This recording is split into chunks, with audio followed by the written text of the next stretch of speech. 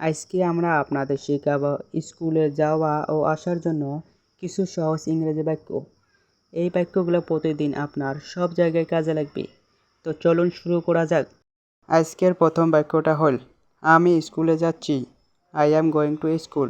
I am going to school মানে আমি স্কুলে যাচ্ছি। আমি প্রতিদিন স্কুলে যাই। I go to school every day.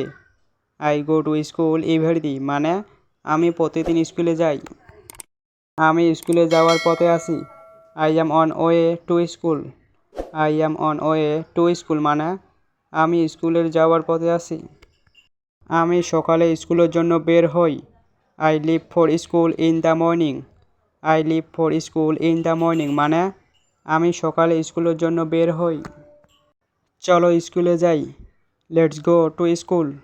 Let's go to school মানে চলো স্কুলে যাই। আমি স্কুল থেকে বাড়ি যাচ্ছি। I am coming for home from school.